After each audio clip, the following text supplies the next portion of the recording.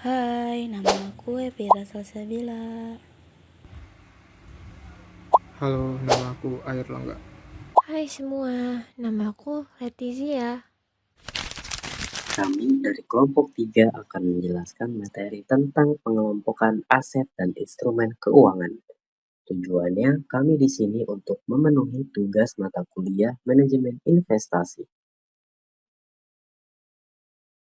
Sebelum masuk ke pembahasan lebih dalam, teman-teman perlu ketahui nih, basic dari pengelompokan aset dan instrumen keuangan. Nah, pertama ada definisi instrumen keuangan. Instrumen keuangan adalah alat yang digunakan untuk mengukur nilai atau mengidentifikasi hak atau kewajiban yang berhubungan dengan keuangan, baik secara fisik maupun virtual. Instrumen ini bisa berupa uang tunai, bukti kepemilikan seperti saham, atau kontrak yang melibatkan pertukaran uang. Nah, yang kedua ada aset keuangan. Aset keuangan tak berwujud yang nilainya berasal dari hak kontraktual atau klaim kepemilikan seperti deposito bank, obligasi, reksadana, dan saham dan surat berharga lainnya. Aset ini biasanya lebih liquid daripada aset berwujud seperti tanah atau properti dan diperdagangkan di pasar keuangan. Suatu periode seperti peningkatan aset atau penurunan liabilitas. Yang berikutnya ada unsur-unsur aset keuangan. Nah, pertama ada aset. Aset keuangan harus dimiliki atau dikuasai oleh perusahaan atau individu.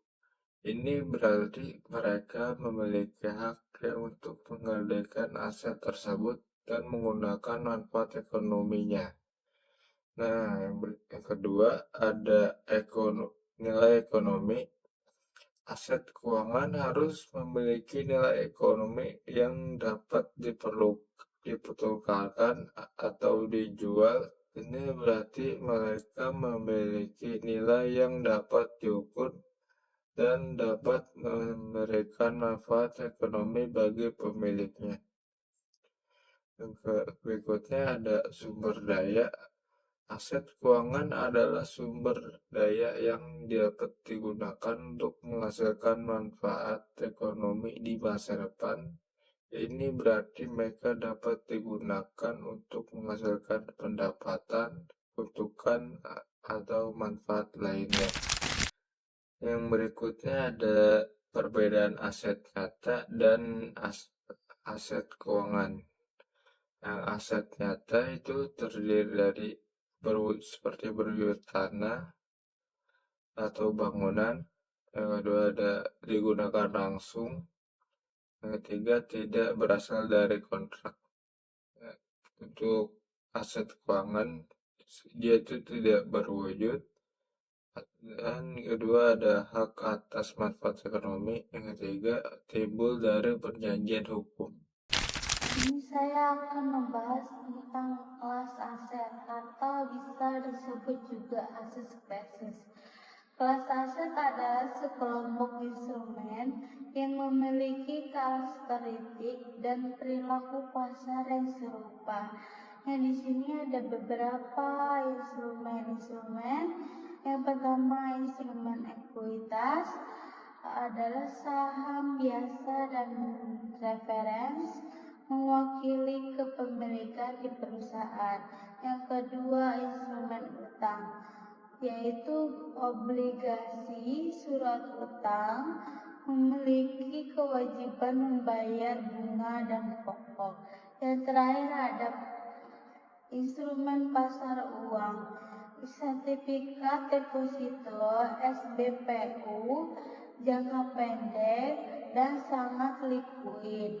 Kelas lainnya yaitu ada properti, derivatief, dan logam mulia. Selanjutnya di sini ada kinerja manajemen aset. Yang pertama ada kondisi fisik. Manajemen aset dibutuhkan untuk pengambilan keputusan yang tepat agar aset bisa lebih bermanfaat. Manajemen aset ditentukan oleh berbagai dimensi dan sudut pandang. Yang kedua ada fungsionalitas. Fungsionalitas aset menurut Haryono 2007-66 merupakan ukuran efektivitas dari suatu aset dalam mendukung aktivitas yang akan dilakukan. Yang ketiga ada utilisasi. Utilisasi aset merupakan ukuran beberapa intensif suatu aset digunakan untuk memenuhi tujuan pemberian pelayanan sehubungan dengan potensi aset. Selanjutnya ada contoh kasus. Di sini ada contoh kasus keuangan. Misalnya seseorang membeli saham senilai 5 juta dan obligasi senilai 5 juta. Dalam 1 tahun, saham akan naik 10% dan obligasi pun memberi bunga 7%, maka total keuntungan sama dengan 500 tambah 350 sama dengan 850. Selanjutnya ada jenis aset dalam manajemen aset. Yang pertama ada aset real. Aset real adalah aset yang memiliki bentuk fisik dan nilai intrinsikik. Biasanya digunakan dalam operasional atau investasi lainnya. Contohnya yaitu tanah, bangunan, emas, kendaraan, dan mesin. Yang kedua ada aset finansial. Aset finansial adalah aset yang berupa klaim atas nilai uang atau instrumen keuangan yang dapat dinilai dalam bentuk uang tunai. Contohnya yaitu saham, obligasi, dan reksadana. Selanjutnya yang terakhir ada aset tak berwujud.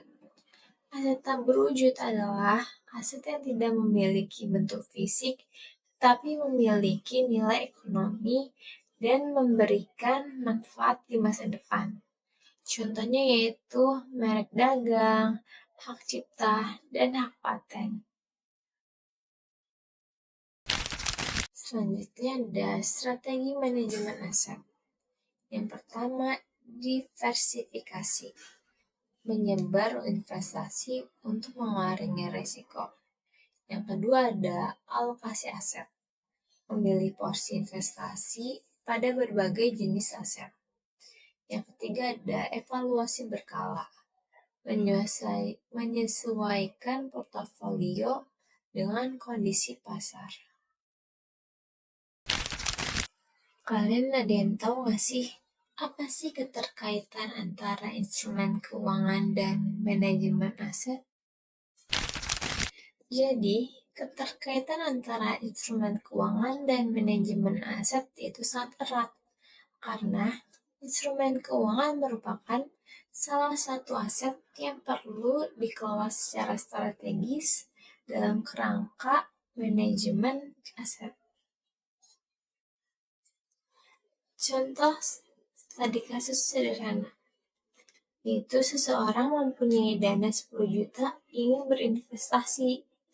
Ia mengalokasikan 60% ke saham dan 40%-nya ke obligasi. Dalam setahun, saham naik untung menjadi 15% dan obligasi 7%. Total keuntungannya yaitu 6 juta dikali 15%, ditambah 4 juta dikali 7%. Hasilnya 900.000 ditambah 280.000, hasilnya sama dengan 1.180.000. Itu keuntungan yang didapat dari keseluruhannya. Jadi, kesimpulan dari materi ini yaitu pengelompokan aset dan instrumen keuangan sangat penting untuk strategi investasi yang efektif, karena dapat membantu investor untuk memahami karakteristik resiko dan potensi pengembalian dari setiap kelas aset. Kelas aset utama terdiri dari ekuitas, pendapatan tetap, setara kas yang masing-masing memiliki profil, resiko, dan imbal hasil yang berbeda. Instrumen keuangan dibagi menjadi instrumen berbasis ekuitas dan hutang, dengan karakteristik resiko dan pengembalian yang berbeda pula. Selain itu, standar akuntansi seperti PSAK berperan penting dalam klasifikasi dan pengukuran aset keuangan secara tepat, sehingga memberikan kejelasan dan konsistensi dalam laporan keuangan.